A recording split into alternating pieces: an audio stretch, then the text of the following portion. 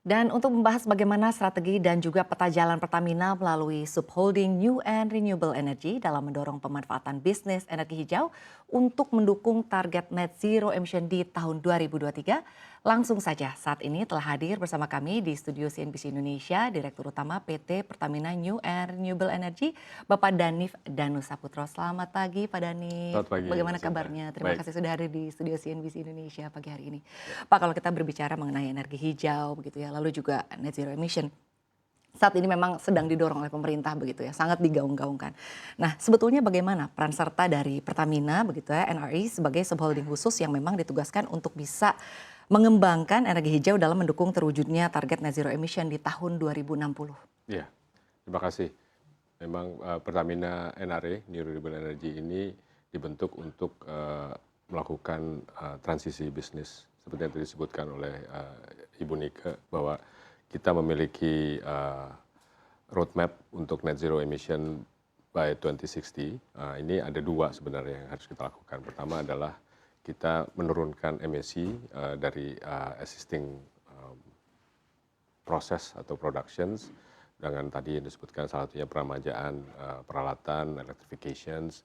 Tapi yang sebetulnya pilar kedua adalah bagaimana kita menciptakan bisnis-bisnis baru, bisnis-bisnis energi yang berbasis hijau, begitu ya. Jadi dari renewable energy ini dari sisi pembangkitan, dari sisi electrifications, atau misal juga masuk ke dalam energi baru seperti hydrogen dan fuel cell. Jadi ini yang memang yang kita dorong. Baik, tapi tadi berbicara mengenai permajaan lalu begitu ya, lalu bisnis-bisnis yang memang mendukung gitu untuk energi hijau. Roadmap-nya untuk saat ini sudah seperti apa? Ya, jadi kita untuk mencapai roadmap di 2060 tersebut, pertama yang kita lakukan adalah bagaimana kita tetap sebagai perusahaan energi, yang paling penting adalah menciptakan energy security. Ya, kita tahu Indonesia adalah negara yang berkembang, masih terus perlu meningkatkan energi. Nah, energi ini tetap tidak bisa langsung pindah ke energi baru terbarukan, tapi tetap harus ada energi transisi. Nah, dari sisi hidrokarbon atau fosil, kita tetap terus akan meningkatkan produksinya, namun dengan melandaikan emisi atau menurunkan emisi. Nah, kedua adalah energi transisi kita melalui gas to power, itu yang kita siapkan, dan yang kita juga lakukan adalah bagaimana kita bisa menghasilkan energi dari sumber-sumber renewable energy. Kita memiliki resource dan reserve yang cukup besar di geothermal, ini kita akan tingkatkan, tapi juga banyak sekali resource atau reserve yang kita miliki dari sisi renewable, termasuk juga menciptakan energi baru dari sisi baterai, EV, dan hydrogen. Baik, berbicara mengenai targetnya kan net zero emission ini di tahun 2060 begitu ya Pak. Tentunya ada hal-hal yang memang sebut saja ada masa-masa transisi. Ini cukup challenging begitu. Tantangan-tantangan apa saja mungkin yang kemudian akan menjadi hal-hal yang harus menjadi perhatian begitu bagi Pertamina untuk bisa mendorong net zero emission di 2060? Pertama, kita harus mementingkan dari energy security tersebut adalah ada tiga hal gitu ya. Pertama adalah sisi reliability, affordability, dan juga sustainability. Nah, untuk menciptakan energy security dengan tiga trilemma ini, hal-hal yang harus kita push ya menjadi tantangan adalah pertama dari sisi obviously pendanaan. Nah, pendanaan ini saya rasa cukup banyak yang sudah tersedia gitu ya, bakal dari domestik dan juga dari internasional. JETP is one of them, ada ETM, tapi juga yang kedua adalah dari sisi teknologi. Teknologi ini penting karena memang ini akan bisa kita harapkan untuk bisa menurunkan ya levelized cost of energy, karena ini sangat penting untuk Indonesia, terutama dari sisi affordability. Yang ketiga yang sama pentingnya adalah dari sisi kapabilitas. Nah, kapabilitas ini kita harus menyiapkan dari sisi manpower. Kita harus melakukan reskilling dari manpower yang ada agar tidak ada resources atau human capital yang tertinggal. yang terakhir yang juga sangat penting nomor 4 adalah dari sisi policy dan regulasi.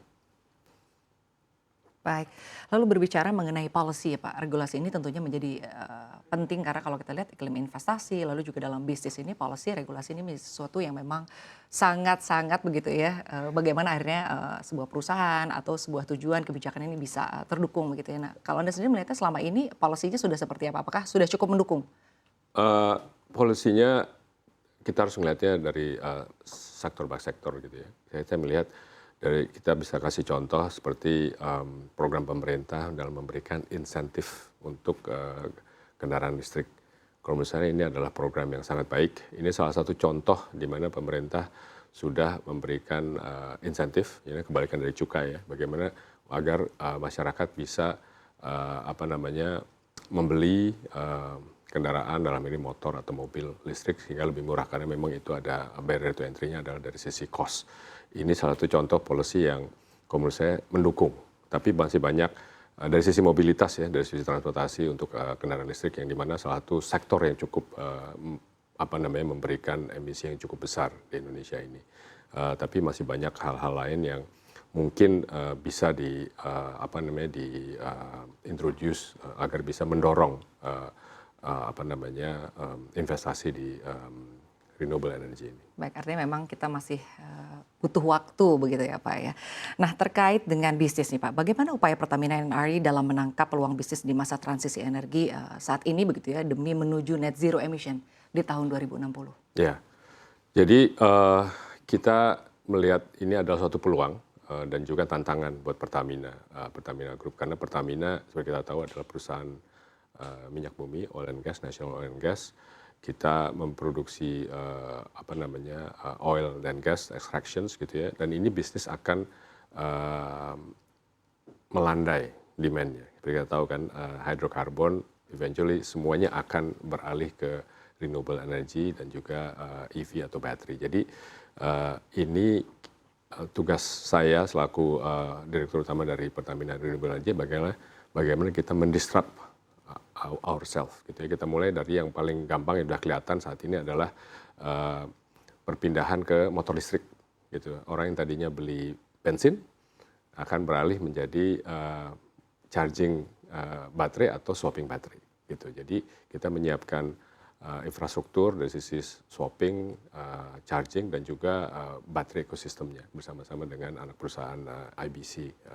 Jadi itu salah satu contoh bagaimana kita menangkap transisi itu dari sisi mobilitas. Tapi juga kita mempersiapkan diri untuk energi baru seperti green hydrogen yang bisa dipakai juga untuk sektor transportasi seperti di maritime dan juga di aviation gitu. Itu sangat besar sekali dan juga untuk heavy industries.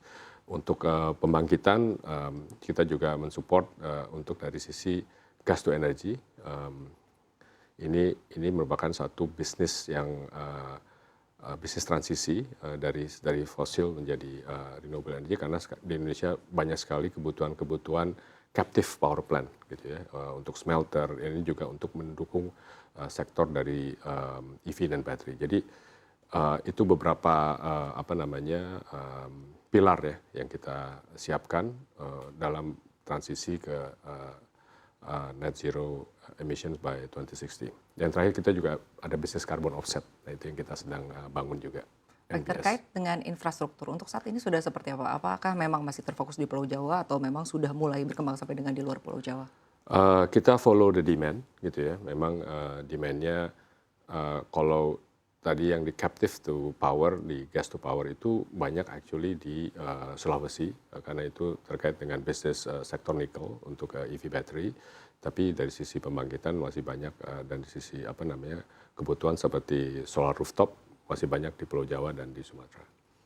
Baik, lalu terkait dengan investasi Pak, ini bagaimana gambaran investasi yang memang disiapkan oleh Pertamina NRI untuk bisa mencapai target di tahun 2060? Ya, investasinya mungkin dapat saya sampaikan kita mempunyai target di pembangkitan renewable energy sesuai dengan RUPTL, mungkin target kita bisa berpartisipasi 15%, itu kita akan mempunyai target mungkin ini di 2060 ya.